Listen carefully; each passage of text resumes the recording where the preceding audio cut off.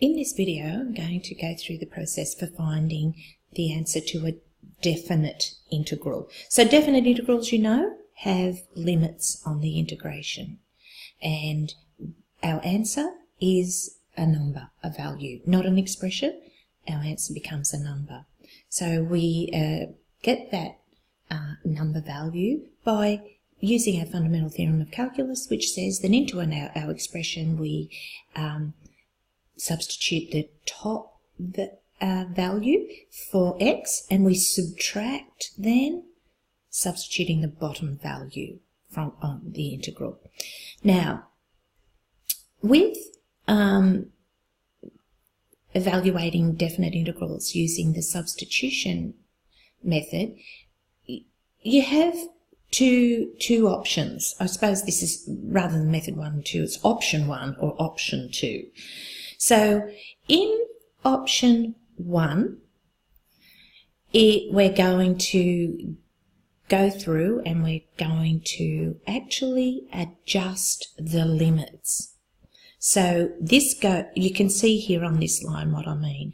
We're going from the limits of x is 0 to x is 1 of this integral to adjusting it so that all the substitution has taken place. We now have our function in terms of u. We're differentiating with respect to u. It's involved in a third. But more importantly, you can see that these values have changed. So that 1 became a 3, the 0 became a 2. We could work on and do the whole calculation and never come back to x's. Because remember, we're getting a value answer, we're not getting an expression in x. We can continue to stay in u, we can substitute, we can do the integral, we can do our subbing in, and we would end up with exactly this, well, we'd end up with the correct answer.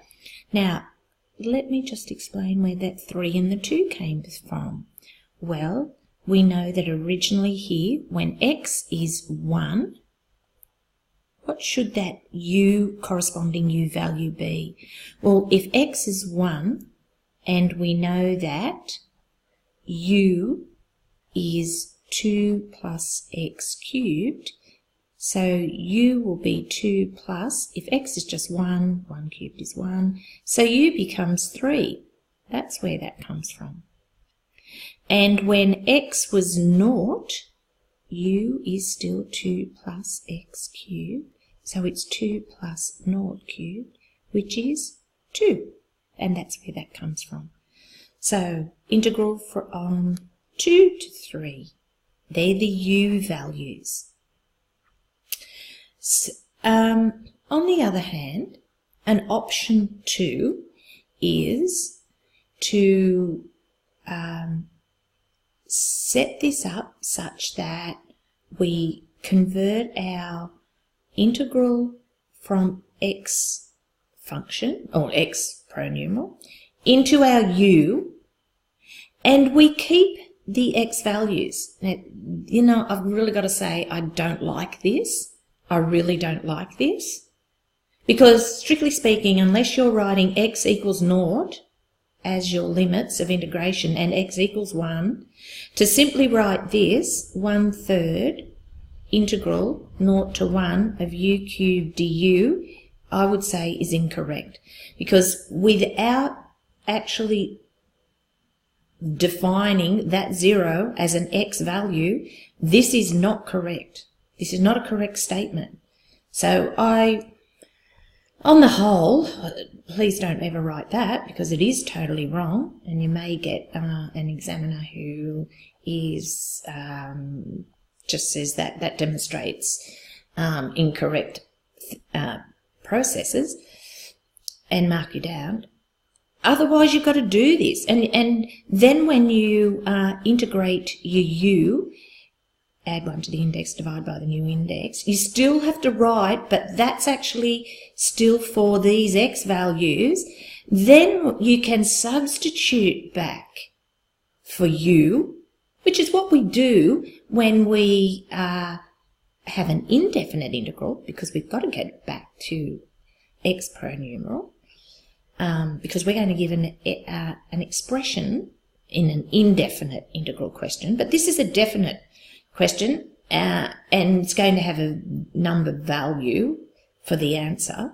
And then you sub in your x values, and if you were, although I haven't simplified either of those answers, you can see that they're the same expression. So you will get, obviously, the same answer, but I just feel like this is awkward, and I would never want to see you leave out the x equals and the x equals. So you probably mostly see me use this method. Oh, so I should actually explain, I haven't said too much about the actual integration and substituting dx for du and where all of that came from, because that's demonstrated back up here, and it's what was in the previous videos. It was more, this video was more about how do you adjust the limits of integration for a definite integral question. Now you should be fine to do any of the questions out of exercise 6C.